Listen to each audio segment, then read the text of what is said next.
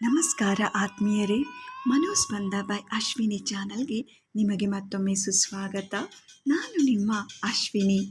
ಆತ್ಮೀಯರೇ, ಇತ್ತೀಚಿನ ದಿನಗಳಲ್ಲಿ ನಾವೆಲ್ಲರೂ ಚಿಕ್ಕ ಚಿಕ್ಕ ವಿಷಯಗಳಿಗೆ ಅತಿಯಾಗಿ ಯೋಚಿಸಿ ಮಾನಸಿಕ ನೆಮ್ಮದಿಯನ್ನು ಕಳೆದುಕೊಳ್ಳುತ್ತಿದ್ದೇವೆ. ನಾನು ಇಂದು ಯಾರ ಬಗ್ಗೆ ಮಾತನಾಡುತ್ತಿದ್ದೇನೆ ಎಂದರೆ, ದೇಶದ ಗಡಿಯಲ್ಲಿ ಹಗಲಿರುಳು ಶ್ರಮಿಸುವ ನಮ್ಮ ಹೆಮ್ಮೆಯ ಭಾರತೀಯ ಸೈನಿಕರ ಬಗ್ಗೆ. ಅವರು ಮಾನಸಿಕವಾಗಿ ಎಷ್ಟು ಸ್ಟ್ರಾಂಗ್ ಆಗಿರ್ತಾರೆ ಅಂತ ನೋಡೋಣ. ಹೆತ್ತ ತಾಯಿ, ಪ್ರೀತಿಯ ಹೆಂಡತಿ, ಆಟ ಆಡೋ ವಯಸ್ಸಿನ ಮಕ್ಕಳು ಎಲ್ಲರನ್ನು ಬಿಟ್ಟು ಗಡಿಗೆ ಹೊರಡುವಾಗ ಆ ಮನಸ್ಸಿಗೆ ಎಷ್ಟು ನೋವಾಗಿರಬೇಡ. ಯಾಕಂದರೆ ಅವರಿಗೆ ತಮ್ಮ ಸ್ವಂತ ಕುಟುಂಬಕ್ಕಿಂತ ಈ ದೇಶದ 140 ಕೋಟಿಗೂ ಹೆಚ್ಚು ಜನರ ಸುರಕ್ಷತೆ ಮುಖ್ಯ ಆಗಿರುತ್ತದೆ. ನನ್ನ ದೇಶದ ಜನ ನೆಮ್ಮದಿಯಾಗಿ ಮಲಗಲಿ ಅಂತ ಅವರು ರಾತ್ರಿ ಇಡೀ ಕಣ್ಣಿಗೆ ರೆಪ್ಪೆ ಮುಚ್ಚದೆ ಗಡಿ ಕಾಯ್ತಾರೆ. ಸೈನಿಕರಿಗೆ ಹಗಲು ರಾತ್ರಿ ಅನ್ನೋ ಭೇದವಿಲ್ಲ. ಅಲ್ಲಿ ಕೇವಲ ಕರ್ತವ್ಯ ಮಾತ್ರ ಇರುತ್ತೆ. ನಿಜವಾದ ಹೀರೋಗಳು ಯಾರು ಗೊತ್ತಾ?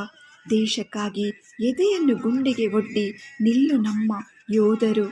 ಆತ್ಮೀಯರೇ, ಸೈನಿಕರು ದೇಶಕ್ಕಾಗಿ ಪ್ರಾಣ ಕೊಡ್ತಾರೆ. ನಾವು ಅವರಿಗೆ ವಾಪಸ್ ಕೊಡಬೇಕಾಗಿರೋದು ಕೇವಲ ಒಂದು ಸಣ್ಣ ಗೌರವ ಮತ್ತು ಕೃತಜ್ಞತೆ. ಮುಂದಿನ ಬಾರಿ ನಮಗೆ ಎಲ್ಲೇ ಆದರೂ ಸಿಕ್ಕಿದಾಗ ಒಬ್ಬರು ಸೈನಿಕರನ್ನು ಕಂಡರೆ ಮನಸ್ಸಿನಿಂದ ಒಂದು ಸಲ ಸಲ್ಯೂಟ್ ಮಾಡಿ. ಅವರಿಗೆ ನಾವು ಕೊಡುವ ಅತಿ ದೊಡ್ಡ ಗೌರವ ಅದೇ. ನಾವು ದೇವಸ್ಥಾನದಲ್ಲಿ ಕಣ್ಣು ಮುಚ್ಚಿ ದೇವರಿಗೆ ಕೈ ಮುಗಿತೀವಿ, ಆದರೆ ಕಣ್ಣು ತೆರೆದಾಗ ನಮಗೆ ಕಾಣೋ ನಿಜವಾದ ದೇವರುಗಳು ಯಾರು ಗೊತ್ತಾ? ಹಿಮದ ಬೆಟ್ಟದ ಮೇಲೆ -ಡಿಗ್ರಿ ಚಳಿಯಲ್ಲಿ ಕೈಯಲ್ಲಿ ಗನ್ನು ಹಿಡಿದು ನಿಂತಿರೋ ನಮ್ಮ ಸೈನಿಕರು. ದೇವಸ್ಥಾನದ ದೇವರು ನಮ್ಮ ಆಸೆ ಈಡೇರಿಸುತ್ತಾರೆ, ಆದರೆ ಗಡಿಯ ಸೈನಿಕರು ಕಾವಲಾಗಿ ನಮ್ಮ ಆಯುಷ್ಯ ಕಾಪಾಡುತ್ತಾರೆ. ಆತ್ಮೀಯರೇ, ಯಾರು ಕೇಳಿದ್ರು ಒಬ್ಬರು ಸೈನಿಕರಿಗೆ, ಯಾರಪ್ಪ ನಿನ್ನ ಪ್ರೇಯಸಿ, ಯಾರನ್ನು ಇಷ್ಟೊಂದು ಪ್ರೀತಿಸ್ತೀಯಾ ಅಂತ. ಆ ಸೈನಿಕ ಮುಗುಳ್ನಕ್ಕು ತನ್ನ ಯೂನಿಫಾರ್ಮ್ ತೋರಿಸಿ ಹೇಳಿದರು, ನನ್ನ ಮೊದಲ ಪ್ರೀತಿ ಈ ದೇಶದ ಮಣ್ಣು, ನನ್ನ ಕೊನೆಯ ಮದುವೆ ಮಂಟಪ ಈ ದೇಶದ ಬಾವುಟ. ಹೌದು ಆತ್ಮೀಯರೇ, ನಾವೆಲ್ಲ ಪ್ರೀತಿ ಪ್ರೇಮ ಅಂತ ಬದುಕು ಕಳ್ಕೊಳ್ತಾ ಇರ್ತೀವಿ, ಆದರೆ ಸೈನಿಕರಿಗೆ ದೇಶದ ಮೇಲಿರೋ ಪ್ರೀತಿಗಿಂತ ದೊಡ್ಡದು ಯಾವುದೂ ಇಲ್ಲ. ಅವರ ಪ್ರೀತಿಯು ದೇಶವೇ, ಅವರ ಉಸಿರು ದೇಶವೇ.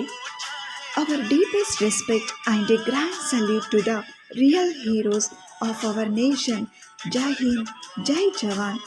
ಈ ಮಾಹಿತಿ ನಿಮಗೆ ಇಷ್ಟವಾದರೆ ವಿಡಿಯೋ ಲೈಕ್ ಮಾಡಿ ಮತ್ತು ನಿಮ್ಮ ಆಪ್ತರೊಂದಿಗೆ ಶೇರ್ ಮಾಡಿ.